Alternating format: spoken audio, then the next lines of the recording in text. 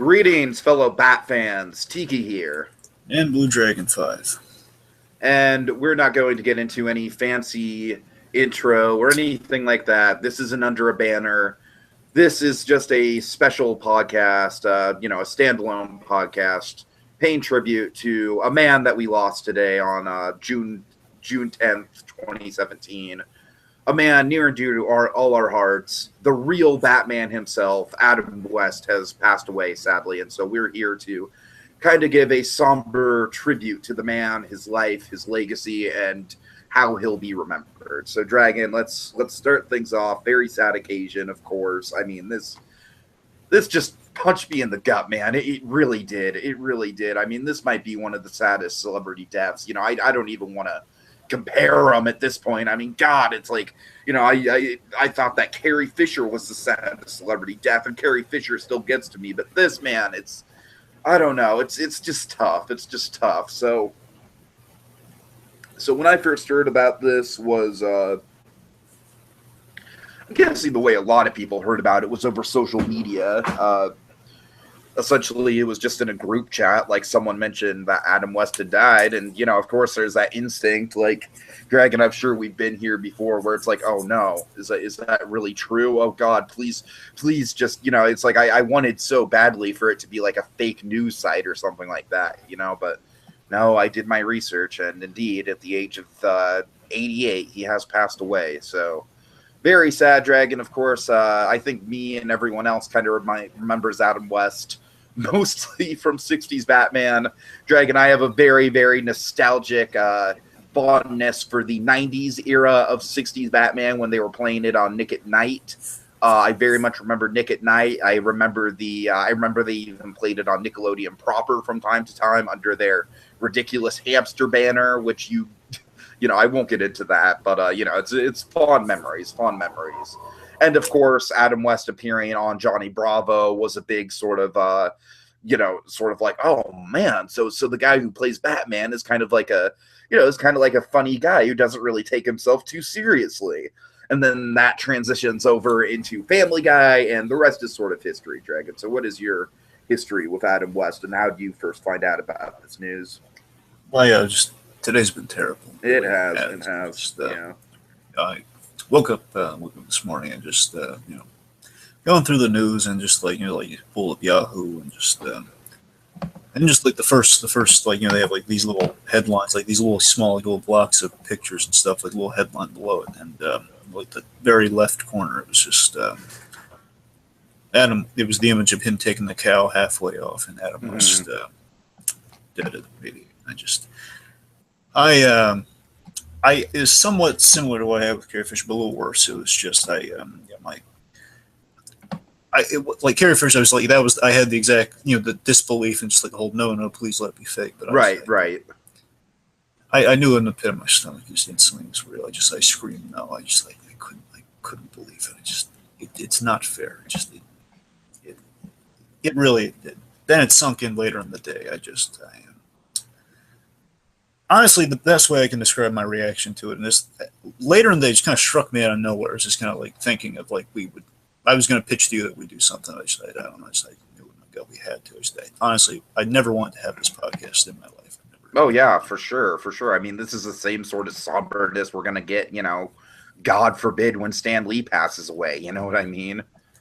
Essentially, folks. I mean, Adam West. I mean, he essentially is kind of the DC equivalent of Stan Lee in many ways. In a lot of ways, yeah, at least just sort of like based on the charisma and the personality and the energy, Exactly. Maybe I'll get a little bit more on that later. But my point is, it's the reaction I felt. It feels exactly like this, as silly as it might sound. I felt exactly like this as I was pacing around, just like kind of taking it in, just hitting me. It's that when Logan was in the movie Logan, when he's burying Charles Xavier, he's trying to give the eulogy, and he can't say anything. There were no words. Every time I tried kind of thinking something or saying something. It's funny, I kind of had a similar thing where I was like trying to write something on Facebook on my wall, and people were writing like R.I.P. Adam West, the one true Batman, stuff like that, I was thinking of one of Dragon, those. I couldn't do it. I was right there with you. I didn't have the words. I was just like, I have nothing. Like, this just sucks. you know. Every time I was just trying to say something like that out loud, just kind of collecting my thoughts, I just got really low, and I was in Logan's business. So I was just I couldn't say Charles was by the water. I couldn't. It still doesn't feel real. It really doesn't feel real to me yet. Anyway. So point is, that was my my reaction to it. Anyway, so, my introduction to Adam West, though, was it was basically first there was this I mentioned this before way back in the day. My introduction to 60s Batman as a concept was there was this Bravo listing way back in the top 10 heroes or movies or shows, whichever. But I think it was movies, because they were going for the best superhero movies. They used to have these listings that came on Bravo. Nowadays, not so much, but they did. And I've shared this before, where they're listing, I think they're talking about 89, and basically they're showing clips from the 60s movie to show the comparison between the 66 movie and the 89 movie. And back when I was a kid, I thought, oh my God, the 60s stuff was the movie, and the 89 stuff was the TV show. And I'm saying, oh my God, this TV show looks amazing. And then, of course, very shortly after that, I had the reverse. And okay, now I got it straight. So when I got it straight, but it's important. Once I got that straight, which one was which, and then I knew 60s Batman, the collective whole, that we all knew 60s Batman, except I didn't know who Adam West was. I just thought, okay, 60s Batman, that's it's the campy.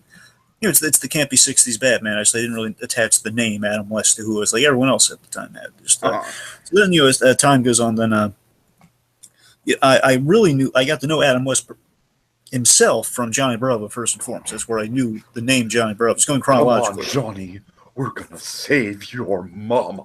That line just cracks Jeff up so much. Come on, Johnny, we're gonna save your mama. Just with all the pathos and conviction in the world. Absolutely, more on that later. But Johnny Bravo was the first away, and appropriately enough, then eventually Family Guy was the other one. I knew Adam was separate from Batman before I really kind of put it together. That I'm sure maybe I've heard it, but I just never really kind of connected the dots, I guess, in my mind that Adam West was Batman. Because again, I from those two shows I kind of knew him, and also Fairly Odd Parents. By Fairly Odd Parents, and by that time between Family Guy and Fairly Odd Parents, I kind of put it together. Okay, yes, obviously with the Catman parody that he is Batman.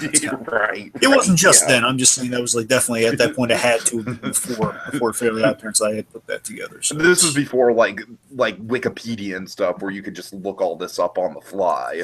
Essentially, I was just saying it's kind of putting it together, because again I just knew Mayor Adam West, who was hysterical, and I was like, oh my God, Mayor Adam West is like the Adam West from Johnny Bravo, and the Adam West from Fairly Odd Parents, and also Batman. So that's essential. That was my. That's my introduction to Batman. And, of course, in terms of how I was introduced to the series, just the TV Land reruns. I had the TV Land days more. Tiki had the Nick at Night. I had I had Nick at Night. You had TV Land. Yeah, those were the reruns we were dealing with. Most of my reruns were King Tut and the introduction to the Jokers. Those are my reruns. So. I will say the King Tut episodes do stick in my mind as well. Mm-hmm. All right. Okay. So I guess let's just kind of go through his career as quickly as we can, sure. Sort of. I don't want to make this into like a whole retrospective or anything, but just kind of touch on some high points. So Adam West, son of a farmer and a concert pianist. He had dreams of stardom as a lad. He did commercials. Of course, we know some of these commercials he's done very famously. Some of which got him the role of Batman, being Captain Quick, and he basically had a James Bond parody. Going up against, it's very much a James Bond parody, except he was a naval captain who sold he was plugging Ovaltine essentially, like Nesquik and Ovaltine. And he also he was famous for doing kids shows like Keeney and Popo, which is essentially a show with a monkey. So he just he was like over. Absolutely. And what's really funny, what kind of got Adam West to star was he sent a photo of himself on a deranged, really kind of sickly looking horse, and that kind of got him that got him the job at Warner Brothers. He got a contract with Warner Brothers for a lot of films in the span of a year, and that's where he basically was famous as being a Western star. He got a lot of work on Westerns. That's where he always got a start. And the most important one, this kind of a fun little there was by the way, in case anyone wants more on this, there's a documentary called Starring Adam West. I encourage everybody. It's going to be playing for a couple of days, obviously, even more for him. So I wish I could find a copy of it. Well, it's on Showtime right now, but it's I don't have Showtime. I'm saying it can be found in some others, so that's why I can't really disclose. there was this movie he did. The most famous Western he did was in Italy, and it was called The Relentless Four. They shot in Italy. Spaghetti Western. Yes. No, seriously, that's exactly what they're called. I'm not funny. This sounds really funny, though. No, I'm just saying, that's a legit spaghetti Western. I'm not trying to joke about it. I got you. I was just saying, kind of the... I could never put that together. I'm like, that's why it's called spaghetti. Yeah, that's exactly. Yeah, you didn't know that? Yeah, spaghetti Westerns are Western shot in Italy, yeah. All right, cool. Yeah. Anyway, so I learned something here today. Anyway, so the Relentless Four had this great moment. Basically, Adam West, much like the real Batman, he had a bat moment. He was riding through a cave, and bats came flying out. And the role he got the following year, a few months later, was Batman. Mm-hmm. So let's. Of course, it's based on his previous work. They sold the heroic jaw and everything. He's our guy. Let's get him for Batman. Sure. Now, let me ask you this: when they cast Batman, early on, I'm curious, Dragon, because I don't really know all that much about it. Early on in the process for Batman, did they know how much of a comedy it was going to be? Here's the thing. Adam West is the reason he's the one who really ran with the comedy. He picked up on it in the script, and he's the one who kind of. So I think it was there, but Adam West really perfected it. That's what intrigued him to the project. He initially says, "Okay, it's going to be a super thing." He wasn't interested. Then he looked at it. Oh my god! He read through it. This script's brilliant. There's great comedy there, and basically, he's Adam West. I want to say he's the one who brought stuff like the Bat 2C. He's the one who brought the dancing and stuff. So of course. So that was he's the one who brought the delivery of these lines. I mean, he was key in making and making Batman distinct like that from everything else. So it was there, but he developed it. Okay. And of course, just say I love you. I mean, the '60s Batman again is what it is because we get these great, fantastic moments of just for me is one moment. When I think '60s Batman, I always think of this moment, just the parking meter PSA. It's my favorite moment from '60s Batman, which they captured brilliantly with not crossing the street PSA in Cape Crusaders. Exactly. And again, it's just this moment of they park. I may or may not be in the first episode. It's early in the series. They pull in front of a building like that, and there's obviously next to the parking meter, and they're running. Batman stalling to put money in the meter, and Robin's asking Batman, "No one's going to ticket the Batmobile. What are you doing?" Oh God. And basically, he says something along the lines of, "Robin, this money goes to pave streets, pay for school systems, and the works." And then Robin says, "Gosh darn, Batman, you're right." Oh God! Put the coin there and they go in. And just moments like that hits upon what I love about the series. What I love about the series, I know it's not the most original thought, but I just love this. Is that I love that you can genuinely buy into while this Batman is not the dark brooding crusader like many of us know and love. He's still so dedicated, and he's just so dedicated to helping people and helping Gotham. He's such a role model. He genuinely cares about what he's doing. Just two guys trying to fight crime and just keep everything safe and being the most good. He's still as incorruptible as Batman is, but just less to the umpteenth brutal degree. It's he's not walking telling this is the guy who's going to be the furthest. He's going to be in Mexico on the side of that line. He's going to be all the way on one side of the globe, not even near that line. Unless we go to Cape Crusaders when we get things really interesting there. But the point is, again, it's you can laugh at it, but at the same time, it's I can imagine kids and myself, just even as adult, admiring that quality. I'm still buying into this, just how dedicated the guy is to it. No, absolutely. Like I said, when I saw that gag on Cape Crusaders, it just reminded me of how lovable the original Batman was and how much of a stand-up citizen he was. You know what I mean? It's almost kind of like a combat Carl sort of thing. Absolutely, it's something to admire. And of course, another famous thing that really kind of set the tone for the series. Adam West, I bring someone because Adam West always went to this moment. One of the things we really love to bring up about the show is that at the ending of the first episode, the first two-part episode, he had this line. I forget if it was improvised or not, but it was "What a way to go." When the Go Girl, the only death we ever had in the '60s Batman series was the girl died.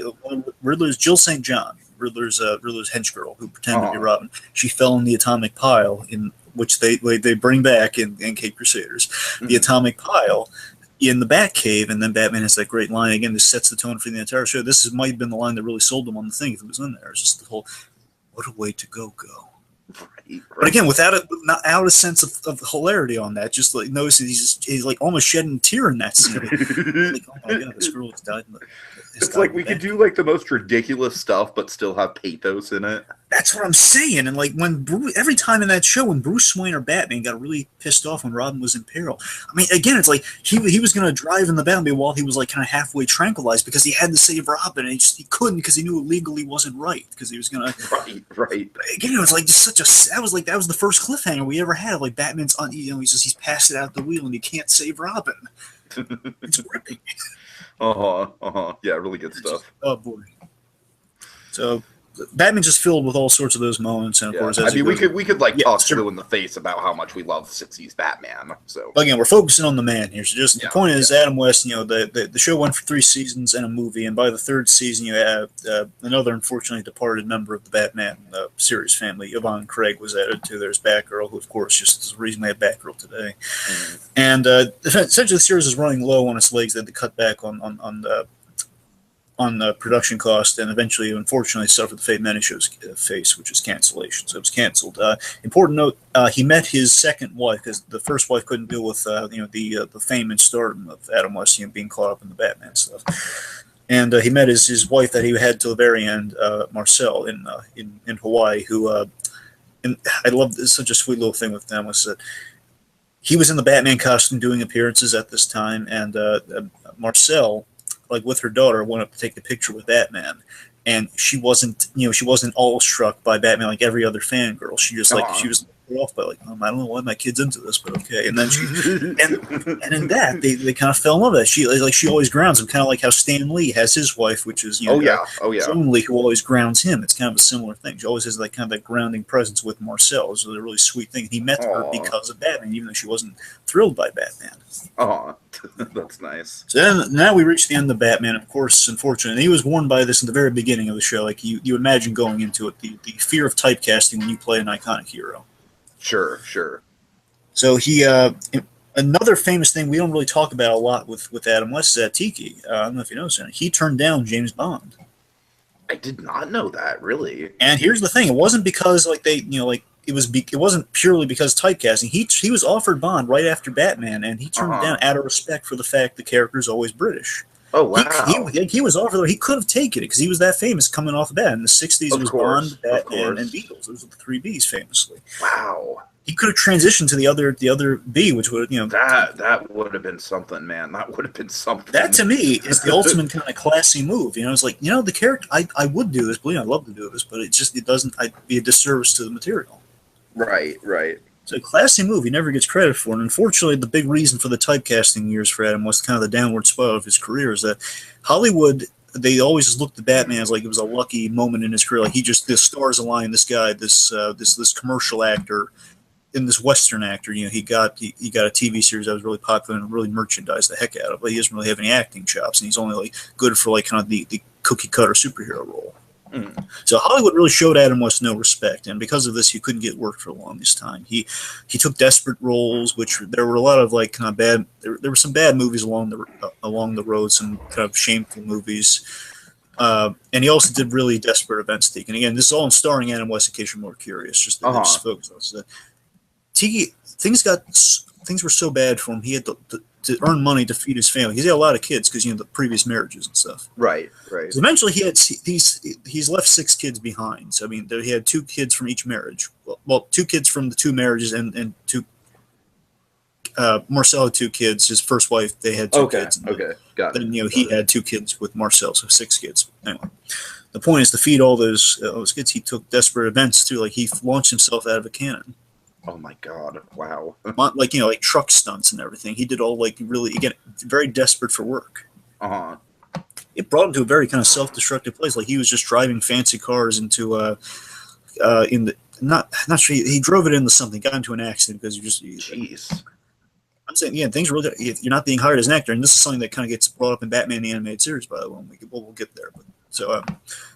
The point is, all of this kind of builds to a point where he kind of gets out of Hollywood. He moves to Idaho in '86, and just the dark irony of that is that 1986 is kind of when Batman in the comics is doing Dark Knight Returns. Is when we're doing all the dark stuff with Batman. So as things are getting dark, right. Adam West, he goes to Idaho he kind of goes back to his original life that his parents had. Being father being a farmer is kind of like rural Idaho. He raises kids and he's back to being kind of happy in life. Nice.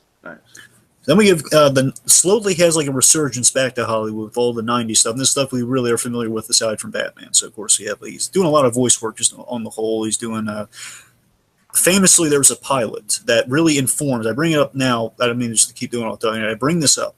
Look well, because this is what informs all the Adam West stuff we get following this. So basically, kind of like this self-parody, like, yes. You know, like I'm awesome because I don't take myself seriously, Adam West. Exactly. This is because of this thing. So okay. The reason we have Adam West as the way he is because there's this pilot he did. It was like a one-shot pilot. You can find easily on YouTube. It's called Look Well, where basically it's a parody of Batman, where like Adam West after Batman, basically instead of Batman, because they can't say that, he played a detective on TV, like a duly deputized member of the law, like Batman. He thinks he's actually a cop because the cops gave him like, hey, recognition for being a really good TV cop. They gave him a badge, so he thinks he's an actual cop solving murders and stuff, like solving like crimes and stuff. He just lucks into it essentially. That's kind of the running gag. He keeps lucking into like solving crimes. The police are saying, "You're not a police officer. What are you doing here?" He's just being kind of the crazy kind of Adam West, thinking he's actually the guy. Right. And that just kind of set the framework for all the stuff we see later. So take us through a few. Okay, so I guess the first thing would be sorry, Dragon, you're kind of putting me on the spot here. Let me set it up for you. The first thing would be Johnny Bravo, right? Yes.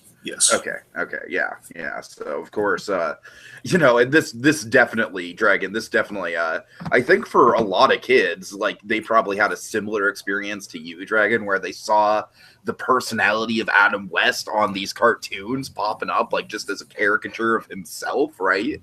And you're like, who is this wacky guy? I mean, that's certainly what I thought. Like, I probably did. I like looking back on it, Dragon. I probably did watch this episode of Johnny Bravo before the Nick and Knight reruns. Like, it probably is in the recesses of my mind watching this episode and not knowing exactly who Adam West was. I remember having a similar thing with Christopher Walken in The Simpsons. Like, my very first exposure to Christopher Walken was when he was reading Goodnight Moon on The Simpsons. Good night, Moon. Good night, room. Good night, cow. Jumping over the moon. And I was like, who is this guy? He has the most delightful voice. Anyway, so that was... hysterical thing about Johnny Bravo, though, was the premise of that was just Johnny's mama is 1 minute late. It's 6:01. She's supposed to be home at 6. It turned 6:01, so he's kidnapped, like kind of like Liam Neeson takes. Right. He thinks she's taken, so he doesn't know he's in a panic, and he's watching TV because that's what Johnny Bravo loves to do. And he hits on a commercial of Adam West randomly has the show about Adam West helping people randomly. Oh, God. And just hilarious. I won't get into all the seriously, folks. Check that out. So to celebrate the life of Adam West, check out Johnny Bravo meets Adam West. I mean, that might be the most pure and fine-tuned version of like the self-parody Adam West. You know what I mean? Absolutely. And he's just again, it's kind of like a Batman parody with that. It's just like if Adam West was Batman himself, just as Adam West. It's, they go to the Adam West mobile, which is pretty funny. It's a sidecar with a little sticker of Adam West's face on it. And they do the classic Batman thing where it's like with the Riddler, where they're like kind of like there's a 3rd Avenue candy bar in the trash. Oh, God. 3rd Avenue candy bar must mean they're on the 3rd Avenue. It's just just John's along for the ride, and they go like fortune cookies. He thinks there might be poison in like the teriyaki sauce in the tea or the teriyaki sauce or something. It's hilariously absurd. Anyway, so that just watch that episode. I won't go through the whole thing, but the point is, the important thing is that that episode brought together not only it wasn't the first time they worked together, but this is the most favorite time they worked together. Seth MacFarlane and Butch Hartman, they worked. Yes. Like the trio was aligned here. Now, of course, both of these men would go on to work with Adam West and other animated shows they did. So they were together. They were developing a show where it would basically be a spin-off of that episode, where it would be all Adam West in the show of his, essentially. Mm-hmm. And that kind of fell through, but the idea always stuck with Seth MacFarlane. You know what? I would totally go for an Adam West show over, like, the fucking Cleveland show, all right? Like, the Cleveland show's okay, but the Adam West show, man, just think about that. Just let that sit in for a minute. Right. So, let's see. So then of course, then we get Mayor Adam West on Family Guy. Based on God, Dragon. And this... This is where I really got to understand what the deal with Adam West was. This character dragon, this caricature. Oh my God! I have so many fond memories, like in middle school, quoting Adam West lines. I'm a tomato. Oh God, it's. Yeah, I mean, like the 60s Batman is, of course, what he's most well known for, but I'm always going to have a soft spot in my heart for, like, the good Family Guy era of Adam West, man. He was such an enigmatic standout, you know what I mean? He was such a weird character, such a weird idea that, Adam West, like, he wasn't playing the mayor of Quahog. Adam West was the mayor of Quahog. He was just a random, ridiculous idea, and, of course, he had all the all the shticks of like, going around humming his own theme music and stuff like that. Adam West. I'm sorry, go ahead. The thing to keep in mind is that even in Family Guy's darkest hours, which we would endure these days. I was going to ask you about this, Dragon. Like, is Adam West one of the few characters who has not been sullied by modern Family Guy? All I can really say is that he's not bad, but just he doesn't have as good a gags as he used to have. He's there, but he's still on point. It's like, but he's not offensive.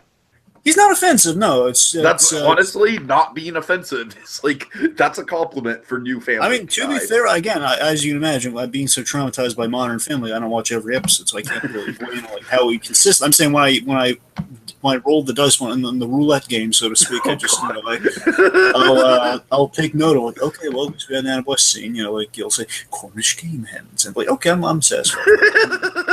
He's giving out Cornish game hens around Halloween. Okay, that's kind of funny. I'll do it. I can do that. Again, it's not exactly as funny as marrying his own hand, but it's right. It's basically they kind of tuned into the whole like Adam West reading the phone book type joke. So like anything he says is going to be funny. So that's about where we kind of land on nowadays. Sure. Now, I guess two things I want to hit on with the Family Guy here is that one, I've always loved saying that Adam West plays Adam West as Adam West. There's a little kind of trifecta there that literally he's the actor Adam West is playing the character Adam West as the actor Adam West. Well, as Mayor Adam West. Oh, right. So he's playing himself, not only it's himself as himself, but as a character, Mayor Adam West. God, you get it? So good. Yeah. So wonderfully met, of course, the light bright. My name's not Adam Wee. Or is it? But yeah, this the one where I would like to say Seth MacFarlane always had this one story about. He had this one thing he said about Adam West always amused me so much. It made me respect Adam West all the more. Mm-hmm. He said that. Basically, I tried looking for it again, but it's on one of the DVDs somewhere. It might have been on a commentary, I'm not sure. Basically, he's always had this comparison for Adam West that basically this analogy for Adam West that Adam West is the kind of guy that if there was like a terrorist or like someone like in the Family Guy offices and Adam West didn't know about this, he'd probably tackle the guy. He'd probably take him down. Right. Well, just hearing that just sounded awesome because I could see that. I could legitimately see that. But he'd probably just take him down. Also, like he just shares like the funny story. Like he says, Adam, when you try contacting you, it's like contacting the Pentagon. Adam West, him doing an impression of Adam West would say, "Well, Seth, the security of our nation is my top concern." Oh God! Of course, this one last Family Guy gag, then we'll move on to maybe a little bit moving on. Sure. Would be I love in the famous episode from the Good Days Family Guy was the Cleveland the Red Quagmire, where basically Quagmire to hide out from Cleveland so he doesn't beat him up. He goes to their West Mansion. Yes. And oh basically, my God. Adam West is just so awesomely hospitable. He's going to guard him. He's wearing like a guard uniform. He's cracking up because he's thinking of like basically kind of a Growing Pains episode.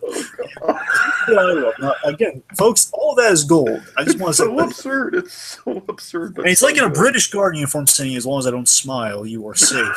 He smiles. He says he's failed. But here's the gag I love. Okay, all that's gold. But here's the bit that gets me. So that he basically, as Quagmire saying, "Okay, I'm getting a little weirded out. I'm getting out of here." Then before he leaves, Adam West arms him with something. He gives him a banana, and he says, "What am I supposed to do with this?" And Adam West just says with this great dramatic music behind, it's like he salutes him goodbye. When the time comes, you'll know. Later on, Quagmire throws at Cleveland, does nothing. Darn. Just that's one of my favorites with Adam West. Again, there's a treasure trove of great Adam West. for sure. But you could do like top 10 Adam West gags on Family Guy. Absolutely. But but the other really iconic thing, people don't know him from Batman or Family Guy. This is the other thing they probably know him from. At least kids of the '90s growing up, early 2000s probably know him. Of course, well, Adam West is a regular reoccurring character on Family Guy. Of course, we have basically as a guest star, we'd have Catman, Adam West, on Fairly Odd Parents. And I love this conceit. I've always loved this conceit. I don't have much to say about this character, so go ahead. It's all you. It was Timmy Turner, which just they keep acknowledging very, very obviously, very expositionally the stardom of Adam West. Hey, it's TV's. They can never say Batman. It's TV's Adam West, and he's just randomly armed with a grappling gun. It's the idea. He's an actor he was mildly insane, where he would go and say, you'd be perfect to play my sidekick in the movie. Right. And I think one of my favorite ones. There's so many great ones, but. Really boils down to 2 episodes. One when the Crimson Chin movie's being made. Mm-hmm. I think it's actually in the whole grand scheme. I think he has like 3 episodes dedicated to himself. There's the one the Crimson Chin movie's being made. The first one's during the fashion show, where he's a judge, and they do the most 60s Batman jokes in that because they're hanging over a boiling pot of weenies. Oh God, right. And I think one of my favorites is just for randomness and all the Happy Days references. It's basically Adam West he was a kid, he was a child actor as Catman, but he was still Adam West as a kid, but he was in the full Catman regalia, like Happy Cat Kid days. Like it built like a Happy Days show. You had Leave It to Beaver with Cat, Leave It to Cat Kid. Oh God. And like all these funny, ridiculous ideas, and basically he was been able to relive his childhood because he was a child actor, not a kid. He basically lives it up for a day with Timmy, and it's just a lot of good memories attached to that episode. Just like fun Adam West. Like if Adam West was your pal as a kid, that's like the fun wish fulfillment that episode is. Like, oh my God, that looks so fun. Right. So just on the whole, just like, the Catman stuff I thought was great. No, they even did Dark Knight Returns with Catman. I thought that was hysterical. The Crimson Chin, they put him in the armor just like the Ben Affleck or the Frank Miller Batman. He's fighting Crimson Chin. My point is, again, yet another treasure trove with the brilliance of Adam West. And just as a whole, to kind of sum up this era, as I said earlier, Dragon, this is the time in Adam West's career where he's like, you know what? My career is silly. My career is a joke, and I'm awesome for it. It's like he just started, just like I said, he started not taking himself seriously because, as you said, he had that transition in his life where he was very, very happy just being a family man and whatnot. So the pressures of Hollywood and landing those leading roles and everything were gone. Exactly. So he could just look back on, on the Batman stuff fondly and look back on just, and all the crazy stuff that he used to do and just kind of laugh about it. And I kind of take Dragon. I'm kind of, from what you're telling me, I'm kind of assuming that some of this crazy, desperate stuff in the, in the era where he was being typecast, that kind of maybe played into the sort of like enigmatic, weird Adam West that we got in Family Guy. Maybe. That sounds like that's a decent theory. I'd never really considered that. Okay. Let me just to provide the transition. I think I got enough to transition as properly. So, you gotta remember, a lot of the reasons... I thought that was a good transition. Oh, sorry. I mean, that was I'm totally kidding. I just had a way to literally getting us to some Batman. So. Okay. Essentially, so you got to remember, a lot of the reason he got these roles, like on The Simpsons especially, of course, Matt Groening and various of the other people, they put him on the shows, they have a familiarity with Batman, or like that. A lot of fan love shown to him after all these years. Him coming back to basically being offered jobs instead of like him like scrambling for jobs. Sure. And of course, and this definitely gets us into the next thing, is that when the 89 film was released, there was a lot of buzz. And importantly, there were a lot of interviews. Basically, there was a lot of nostalgia for the 60s show. Like, hey, let's talk about something Batman related. So they have, like, the George Barris car, we had Adam West, Julie Newmar, Burt Ward. A lot of them did interviews and, like, did these TV bumpers. So that's what that's really what kind of started to get Adam West back in the cultural sphere in the 90s. Mm-hmm. So that was like, unfortunately, it was like a kind of a sad punchline to it that, hey, you're about to be outshined by the Burton films. Basically, it's like when the Nolan films come out, they keep airing. Yeah, it's almost kind of like hey, let's trot you out for one last like sideshow before you go back into Hollywood obscurity. Yeah, so while there's like about Adam West is that he's like, well, you know what? I'm not going to be a sideshow. I'm going to be the main attraction. Absolutely. Yeah. So again, The 89 Batman, that gets us into kind of the dark Batman, which, of course, what is inspired by 89 Batman is, of course, Batman the Animated Series. So it's the most famous, probably the most famous guest appearance of Adam West, the Grey Ghost episode. Yeah, now the only thing I really know about this episode, Dragon, is on the Nostalgia Critics Top 10 Batman the Animated Series episodes list. So, yes. I implore you to not go too into detail about it. If you want, we can, obviously, we'll talk about it. We'll get there on the animated Batcave. Yeah, that's about 3 episodes down the line. We'll get to that. So. Oh, really? That's okay. Perfect. It's not far away. There's either 3. It's either the 4th episode or it's the 3rd episode. Honestly, that's some incentive to get the ball rolling on more animated Batcave. I know. Believe me. Yeah. Believe me, I'm really looking forward to it. I've been looking forward. There's a lot of emotional stuff in Grey Ghost. Cool. So just on the whole, but the just the Grey Ghost, of course, is a very classy way. I just love the Nostalgia Critics take on it. It's like, Bruce Wayne is a freaking fanboy. You're a dork, Batman. I mean, he says it in a loving way, but yeah. Of course, the Grey Ghost, just without giving away all the really great emotional bits in it, just to cover. Essentially, Grey Ghost, what it does is that they did a really classy way of there wasn't like a cliche of hey, we have Adam West in a Batman cartoon. Let's really sell the heck out of it. They didn't do that. They did the classic thing. Let's have a loving tribute to Adam West, where we have a character, Simon Trent, who is we see Bruce Wayne got the idea of kind of a crime-fighting crusader. Instead of doing Zorro, let's say we had an additional source of kind of what got Batman to be. Sure. What kind of inspired Batman, which was a show that Bruce Wayne watched in his childhood, which is The Grey Ghost, a very kind of serial-esque, black and white serial-esque hero. Mm-hmm. And essentially, what this episode does brilliantly is it shows the typecasting years of Adam West, and really clearly you see this desperate actor who's really being turned down for every role because he's being typecast as the Grey Ghost, which is a beautiful thing. And without going into specifics, he's basically kind of his story is kind of intertwined with Batman's story. Like the two of them kind of meet at a certain point, which, as you can tell, has some emotional heft to it, given Bruce Wayne's attachment to the Grey Ghost. Sure. And it's like a nice way of this Batman kind of showing some love to his hero that inspired him. So that's kind of what the episode's all about. It's a really. And again, it's played seriously. It's not played over the top or tongue-in-cheek gag. It's all it's a nice episode. It's really such a nice episode. Mm-hmm. And that always got Adam West's foot in the door for more stuff in the DCAU or stuff in DC animation, which gets us to another. He's had other roles down the line, but I think another famous one. This one has a lot of heart, which I've showed Tiki a clip of this. Yeah, I watched the clip. I don't really know the context behind it directly, but all I can tell you is unanimously, at the very least, as far as I'm concerned, this is the best episode of Brave and the Bold. It goes serious for one episode. Brave and the Bold is definitely one of the Batman shows I'd like to check out because based on the one episode we did in Christmas in July, it seemed like it had a lot of potential. Yeah, and while the series is great, I do recommend various episodes in it. It's like not every episode's a winner, but I mean, by all means, it's a very fun show. And while usually the show's a little bit more like they play with the fun Silver Age kind of silly '50s stuff from the comics, like all eras, but especially kind of the kind of Silver Age stuff. This episode really got kind of Paul Dini wrote this episode. It's one of the first ones Paul Dini wrote, and for Brave and the Bold, absolutely, and of course he really.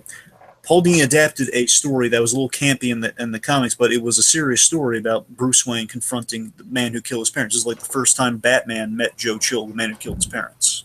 Oh wow! Okay, it's a very excellent story. And basically, he adapted this old story that had a very campy ending. He kind of spiced up. So he added these flashbacks with the Phantom Stranger. This episode essentially is a tribute to Batman the Animated Series in Brave and the Bold. That's essentially what this episode is. Which makes sense that the Brave and the Bold would do something like that because a lot of the Brave and the Bold was about kind of fan reference for stuff. You know what I mean? This one has essentially the entire cast of this one are all very much actors from the animated series and of course.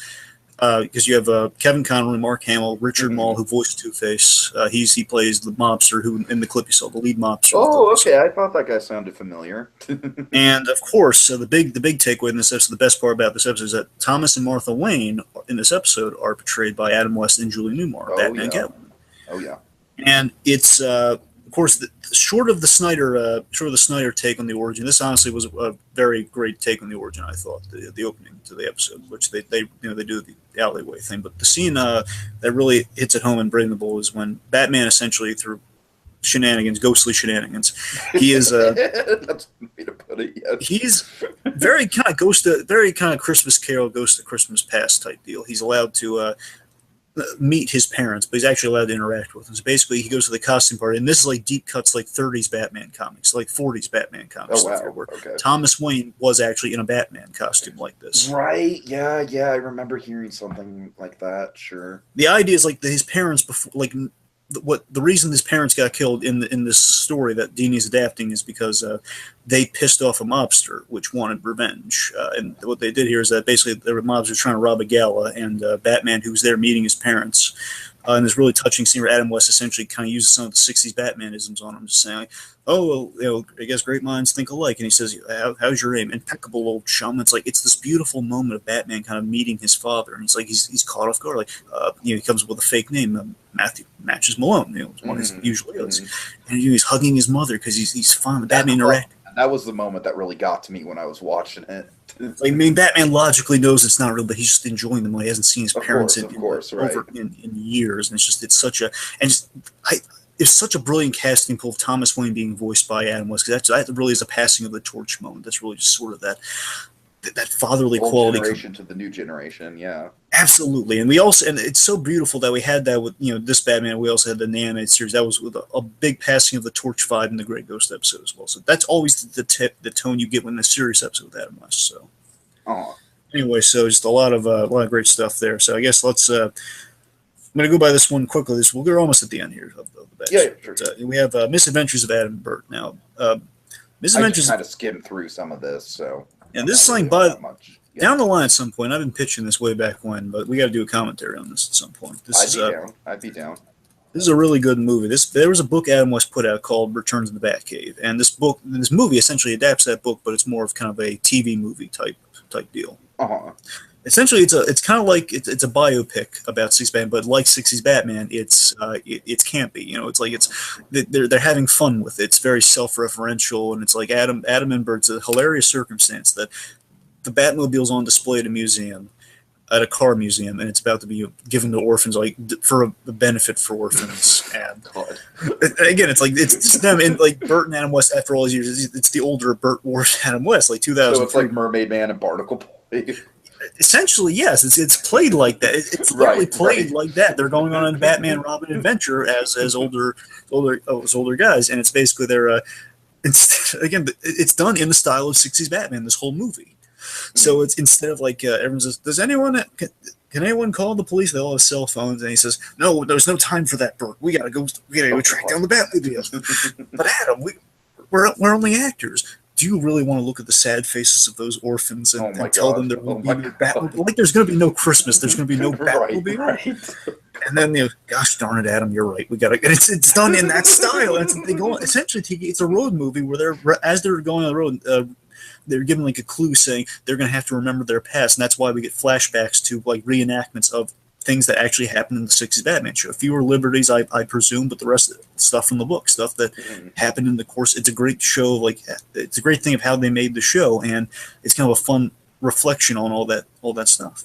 Cool. So it was a fun, like, reverential kind of like really fan servicey little movie they did. It's great comedy between Adam West and Bert, where like Adam West never pays for anything, where Bert always is stuck with paying the check and stuff, and they go to diners and stuff on the way in the journey. It's really funny. Oh yeah. Let's see. So speaking of 60s Batman, now after all this time, after all these like other projects, we get to finally 60s Batman. For the longest time, was never released. The series was never released on DVD. Very unjust, very unfair. And finally, in recent years, it has been released. I just remember Captain Logan was so excited about this. Oh yeah. Like, finally, we can watch things that aren't just like bootlegs or just kind of like TV Land or Nick at Night recordings of the Batman episodes. They're actually in good quality. They're remastered and everything. And fun little note I should hit, and this is especially as important given Adam West, unfortunately, is no longer with us, is that he did this DVD, and he gave it the most unappetizing title so people wouldn't watch it. It was this DVD, and it's actually sold in the set now. So if you buy the 60s Batman thing, you can get this. Through his own website, before the DVDs were made available, you were able to buy Adam West naked. Oh no! So again, that was the gag. It's like basically something. Now I'm guessing that's going to be like Adam West, kind of like being all like candid and whatnot. Yes, and essentially this is the reason he made this thing. This is basically was Adam West feared because the series would never be released on DVD. He'd never be able to do commentaries or interviews or anything on it. So what he did is through every episode of the Bat on like 2 discs. Well, no, it's on 1 disc, but it's like in chapters. He goes through every episode. He reminisces on every episode of the series. And he kind of shares his experience and what he remembers from it, and it's like done in a kind of off the wall Adam West style. Like he's just doing random things while he's describing it. Unfortunately, there are no clips because he can't use clips for legal reasons. Hence the whole off brand like Adam West Naked stuff. Like, hey, Batman: The Real Story. So I'm just so glad they incorporated that in the DVD release. Like now you have everything. So and luckily this was released and this so like Adam West did get his wish in the end. Everything was made available in the end. And there's also one DVD feature I want to highlight with the Batman DVDs being released. There was this hilarious roundtable interview, basically like a little promo thing where it's a promotional thing on the DVD where it's Kevin Smith, Jim Lee, Phil Morris, and there's some 4th guy. The 4 of them are like around the table, and then Adam West shows up, and basically they kind of talk to him like around like a diner setting or something, and they're asking about the show, and they're sharing like Jim Lee actually had a bat suit made for like $400 way back in the day. Actually, might have been a lot more. But the point is, he had like a bat suit made, and as like Adam West shares stories with him, like a bunch of fanboys like talking with Adam West. That's the crux of it. And the end of it's hysterical. Adam West leaves them with the check, and he drives off. He says, "Excuse me, boys, I'll be right back." And he just leaves them there, pays check. Nice. So his point is like again, I encourage everyone to buy the DVDs. Okay, and of course, Tiki and I just we know the Fat Man on Batman days, of course. And, of course. Ralph Garman, of course. We'll get to him once with the Hollywood Walk of Fame. We got to talk about that. Okay. So, yeah, go on. So you want to get into Rise of the Cape Crusaders or Return of the Cape Crusaders? Well, real quick, we got to hit the Hollywood Walk of Fame. Then we'll hit Cape Crusaders. I promise you. This is important. You know more about that than I do, so go ahead. So, mentioning Ralph Garman. Ralph Garman's a huge Batman fan. Ralph Garman, of course, he's K-Rock, a radio guy, does impressions of Adam West. Adam West and the rest of the Batman villains, like especially his Cesar Romero's Joker. So Adam West's daughter Nina West and Ralph Garman, they've been campaigning for many years to right a wrong. That for all these years, because Hollywood had a bias against Adam West, they never gave him a star on the Hollywood Walk of Fame. They give fictional characters stars on the Hollywood Walk of Fame, which is all nice and dandy. But the fact that we give them like Snoopy or like other characters have stars on the Hollywood Walk of Fame. Those I love Snoopy. I mean, he gets a star. Yeah, Adam West, existing actor, doesn't. You can see something's a little off with that. So for 5 years, and finally in 2012, he got a star. Basically, they campaigned. They sent the Hollywood, the guys who make the stars, like letters and everything. They pleads, like saying, "Look, we'll pay for it. Just it's not a matter of money. Like we have to decide to give them. It's a family tradition. We're the only people that do this." So after 5 years, and again, Adam West didn't ask for this. It's like they wanted to give him, like the fans. Like the only reason Adam West would enjoy this is like if the fans wanted it. And in the end. Finally, there was like a star ceremony where it was unveiled. Seth MacFarlane and Ralph Garman gave speeches about Adam West. It was a beautiful affair, and finally got a star on the Hollywood Walk of Fame. I'm glad all this stuff he got before the end here. He got recognition towards the end. Of course, the biggest form of recognition he got was probably Return of the Cape Crusaders. All right, yeah. So Return of the Cape Crusaders is definitely one of the best animated films of last year. I would say one of the best Batman films ever. Certainly, it's definitely top five. Yeah, that's how much I like this movie. I mean, it just like we've talked blue in the face about it. I don't necessarily think we really need to go over all that much again, but it just really kind of just brought to mind, just how much 60s Batman was influential and how much of that stuff is still entertaining today. It brought it to mind in a very sort of tongue-in-cheek, self-referential kind of way. Like I said, the best gag in that movie, for my money, is the crossing the street gag, that PSA. I definitely think that's the strongest moment. And outside of Adam West, it was great to have Burt Ward and Julie Newmar and all those people, and of course the Wally Wingard is the Riddler and all that stuff. I don't know. God, it was just a really, it's just a really good, good way to kind of bring 60s Batman back into the public consciousness. Do it in a cool way. Do it in a way where, you could like amp the stakes, up the scale of what 60s Batman was, and yet still be very tongue-in-cheek with it. Still kind of like almost played as sort of a Lego movie style spoof on the whole thing in a way, while still being very loving and very, very much an homage at the same time as it is a spoof. Just fantastic. Oh, I don't know. Absolutely. I mean, just the only two things I really got to add are, the main takeaway I got from Cape Crusaders is with Adam West is that, he got a second. The thing I'm so proud of Cape Crusaders was that he got a second bite. Yeah, he got a second go around as Batman. Like, obviously, nowadays, wouldn't be able to don the cape and cowl, but through animation, he was able to not only do that, but kind of do a work that surpassed the first theatrical film. That just it's the ultimate reward for the years he's put into the character. It's like it's a fan service with a message, and like we have a Batman. It's like him playing Batman again with adding new layers to it, as an actor would. As Adam was always the competent actor, and in doing so, he's, we got to see we flirted with kind of like commentary on like what happens when we've told every Batman story we have, and so that would encroach on even the most wholesome Batmans we have, which is kind of the message. One of the storylines in that film with kind of Batman, we get a taste of Adam West voicing kind of the serious Batman. Mm-hmm. Right. Yeah, like the gritty Batman, I should say, because he's always been very dedicated, very serious about things. It's Batman without a sense of irony. That's the way it plays it. But in addition, I just want to bring this over. It just occurred to me in the moment that what's so great that we got in Cape Crusaders is also something I got a tease of in this other thing he did, where there was this documentary made called Necessary Evil, where Christopher Lee narrated it, but basically it was like talking about villains in the DC universe, and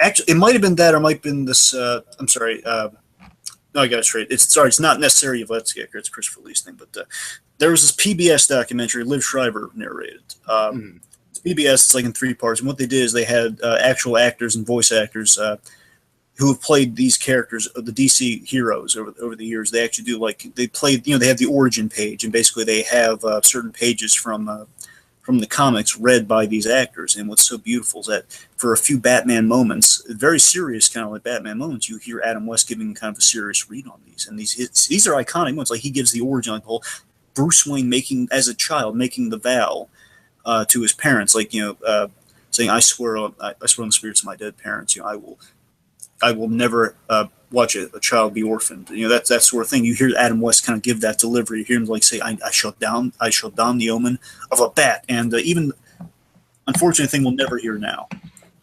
But something we heard was the Dark Knight Returns speech. The whole he actually reads a little bit of Dark Knight Returns as Adam West. So it's like the closest we ever got to that.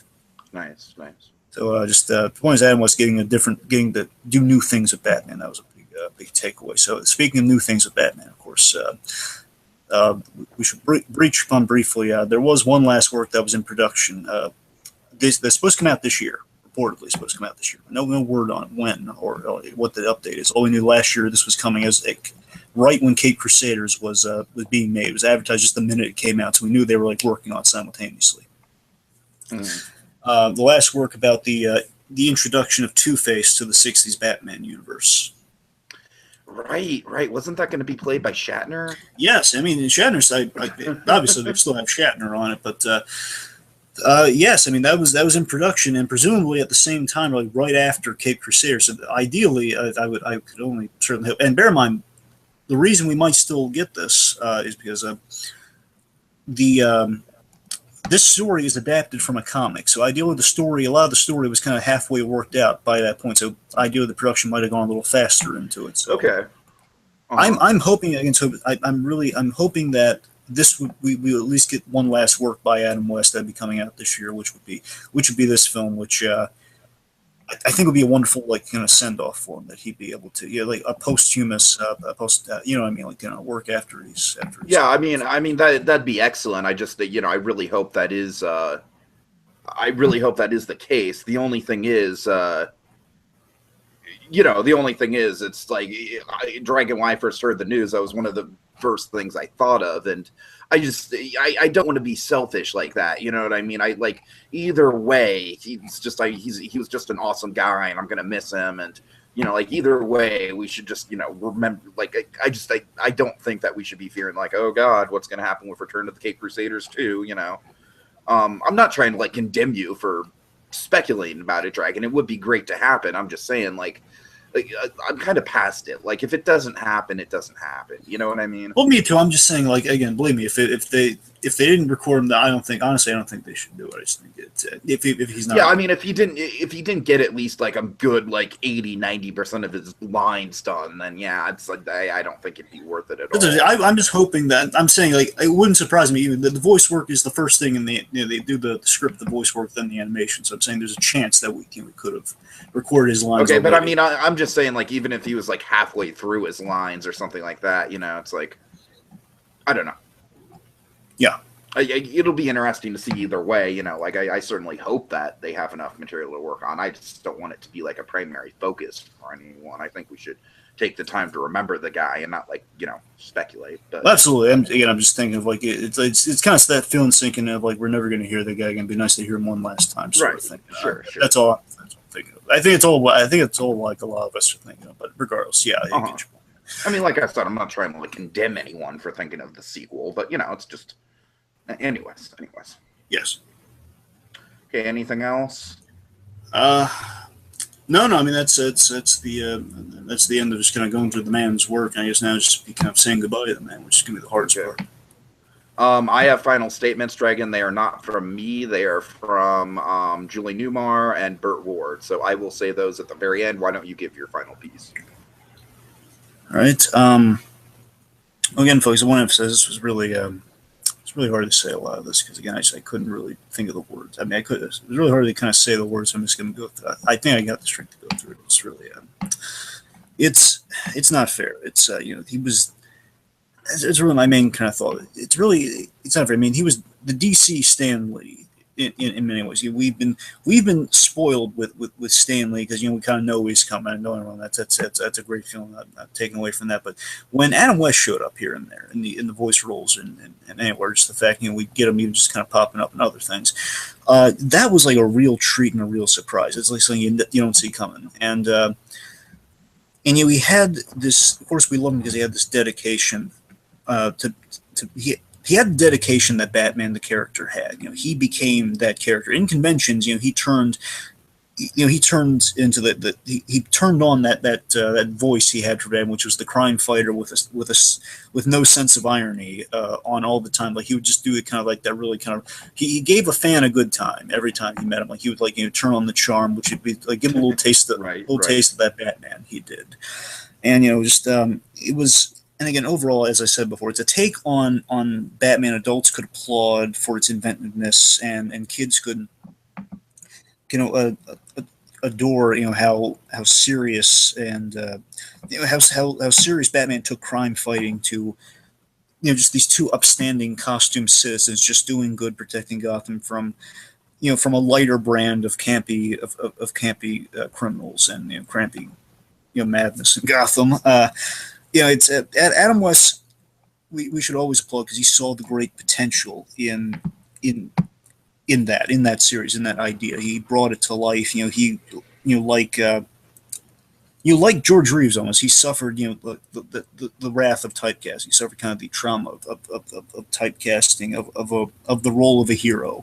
Adam West endured it. The many highs, but also the many lows of that. And because Hollywood at the time didn't appreciate his talent, they wrote him off as a lucky pop icon. But he worked his way up through the small, funny, and clever roles that we appreciate today. That and he always treated fans well and with the utmost respect every time he met him. He's always a great showman. So to me, it's so unfair that he goes through all of that.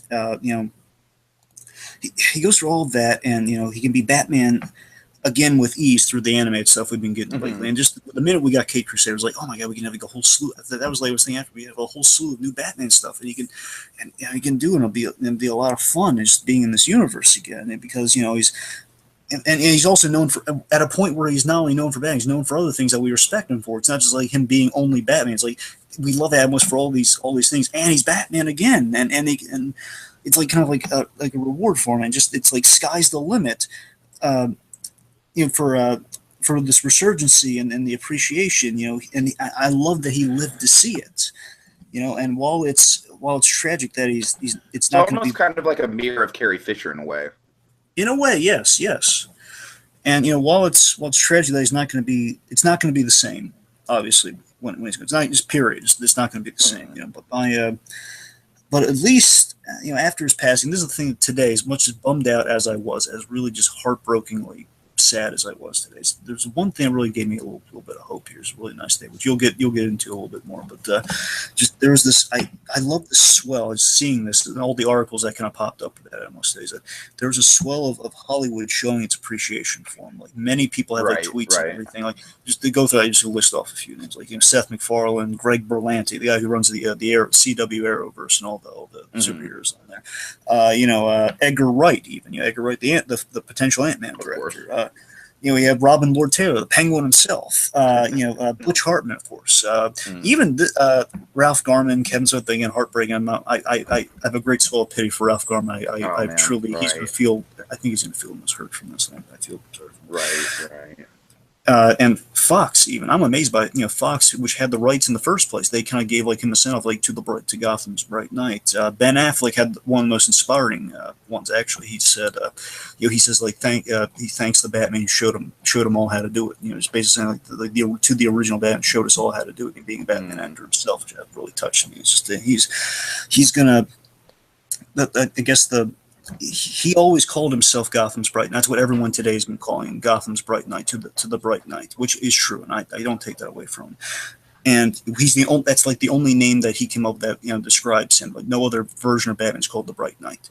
And while that's true, I'm going to say this. I'm going to go as far as to say, as far as I'm concerned, he owned one of Batman's other nicknames that we got recently. And I think it's absolutely true of what the '60s Batman was and what he did with it. He is. Of all the Batmans, he owned the term Caped Crusader. That's what he was. He was the Caped Crusader, And this is absolutely the last thing. This is my personal kind of goodbye to Adam West, if you don't mind. So the last thing is just I've always imagined if I ever met Adam West, which unfortunately I didn't get the chance. I've always wanted to say this to him. I always wanted to say, so if he's out there, say this to him.